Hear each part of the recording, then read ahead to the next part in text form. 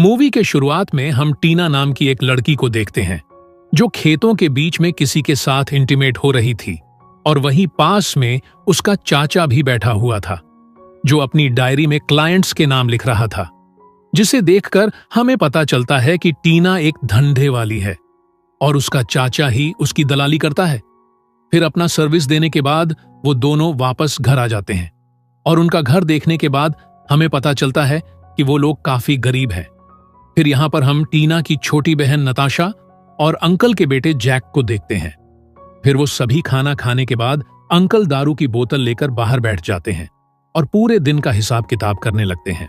तभी उनके पास जैक आता है और उसको अपने पिता और टीना के काम के बारे में सब कुछ पता था, पर इस काम में काफी खतरा भी था। इसीलिए जैक अपने पिता को एक चाकू देता है ताकि वो अपने सेल्फ डिफेंस में उसका इस्तेमाल कर सके। फिर अगले दिन टीना और उसके अंकल एक क्लाइंट से मिलने के लिए निकल जाते हैं, लेकिन वो क्लाइंट काफी गुस्सैल था और इंटीमेट के दौरान वो टीना को मारने पीटने लगता है, लेकिन टीना को यह सब पसंद नहीं था और वो चिल्लाने लगती है। वहीं बाहर टीना का चाचा ड्रिंक कर रहा था। तब टीना के चिल्लाने की आवाज सुनकर वो उस रूम के अंदर पहुंच जाते हैं और अंदर आकर वो उस क्लाइंट से रोकने के लिए कहते हैं, लेकिन वो क्लाइंट उसकी बातों को नहीं मान रहा था।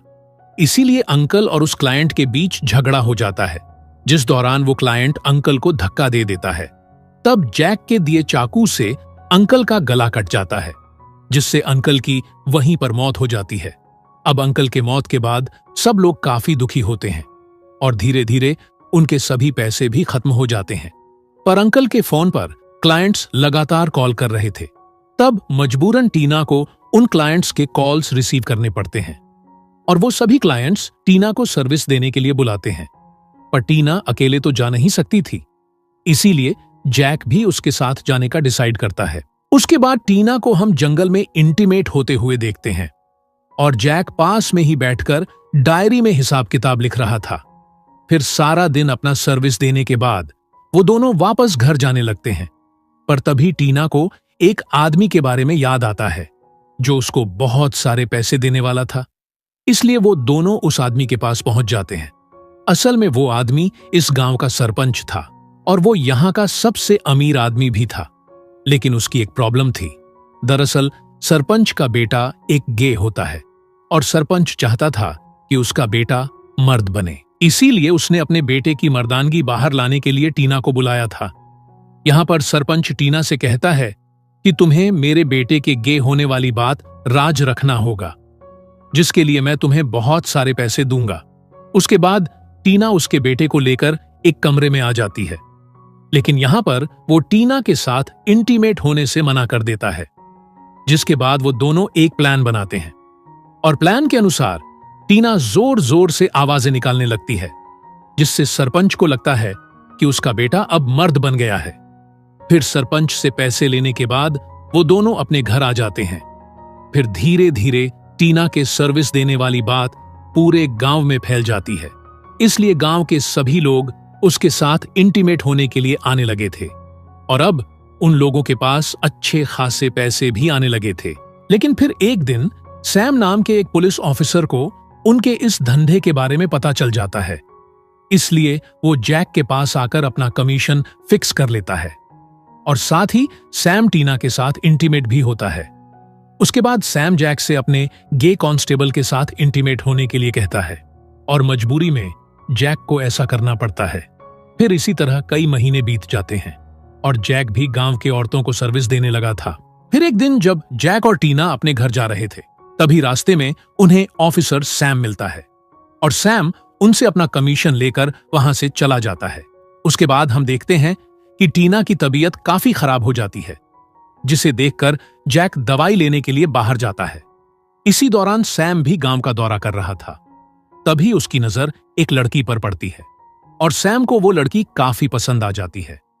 इसीलिए वो उस लड़की का पीछा करने लगता है और उसका पीछा करते हुए वो उसके घर तक पहुंच जाता है। फिर वहीं दूसरी तरफ हम उस गे कांस्टेबल को देखते हैं जो दारू के नशे में धुत था। तभी जैक वहां पर आता है और वो उसको इंटीमेट होने का बहाना देकर एक जगह पर ले जाता है और फिर वो उसके वॉलेट से सारे पैसे निकाल लेता है और साथ ही वो उसके महंगे घड़ी को भी ले लेता है। उसके बाद वो कांस्टेबल से चुराए गए पैसों से टीना के लिए मेडिसिन्स ले जाता है। फिर मेडिसिन्स लेने के बाद टीना की तबीयत काफी अच्छी हो जाती है। लेकिन हम देखते हैं कि जैक ने कांस्टेबल की घड़ी को नहीं बेचा है और उसने वो घड़ी अपने हाथों में पहन रखा है। इसीलिए ऑफिसर सैम उसके हाथ में वो घड़ी देख लेता है और हाथ में वो घड़ी देखने के बाद सैम उसको चोरी के इल्जाम में जेल में डाल देता है। फिर लॉकअप में जैक उसी लड़की को देखता है जिस लड़की का पीछा सैम कर रहा था। इसका मतलब कि सैम ने उस लड़की को किडनैप कर लिया था, लेकिन उसने अब तक उसको हाथ भी नहीं लगाया था, क्योंकि सैम उसके साथ जबरदस्ती करना नहीं चाहता है, बल्कि वो उसके मर्जी से ही उसके साथ इंटीमेट होना चाहता है।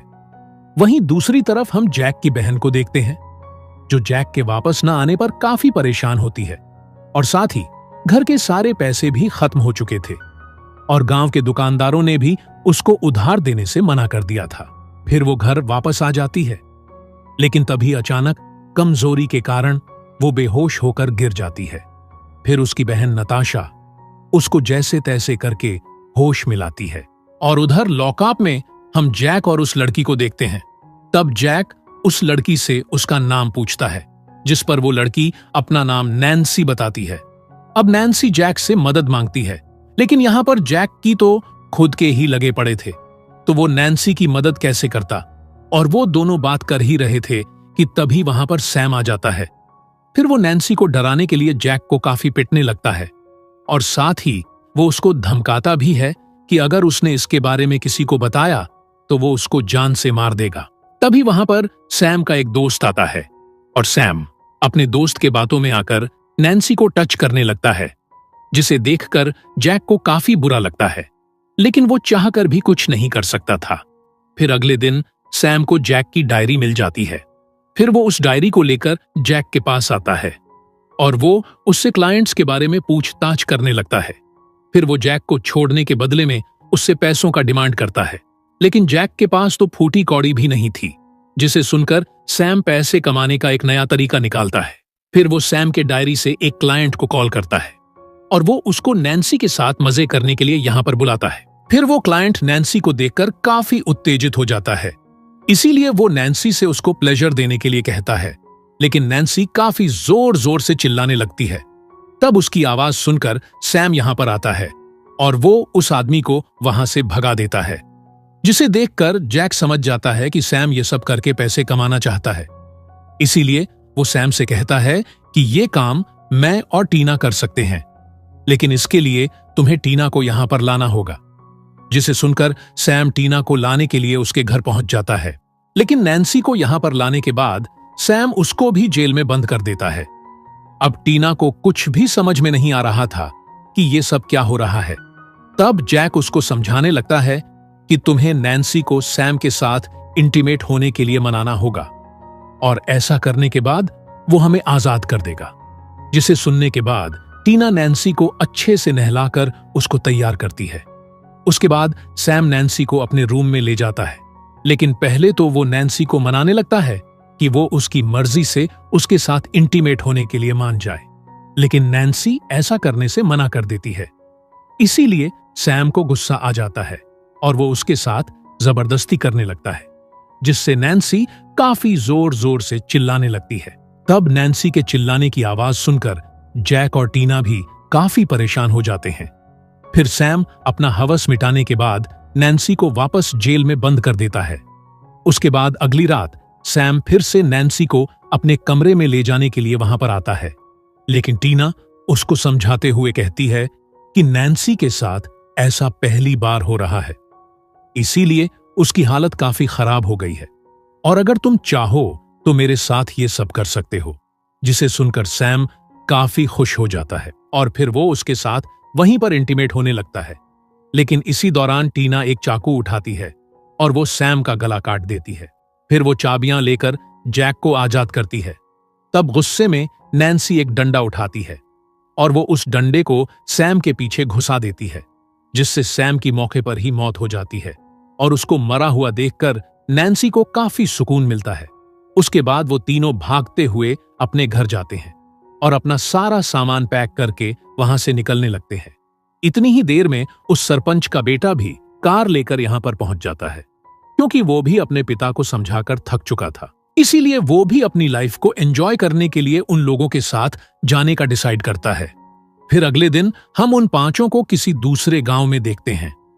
यहां पर जैक और नैन्सी एक दूसरे के साथ रिलेशन में आ जाते हैं। फिर वो चारों एक दूसरे के मदद के लिए शुक्रिया कहते हैं और इसी सीन के साथ ये मूवी यहीं पर खत्म हो जाती है।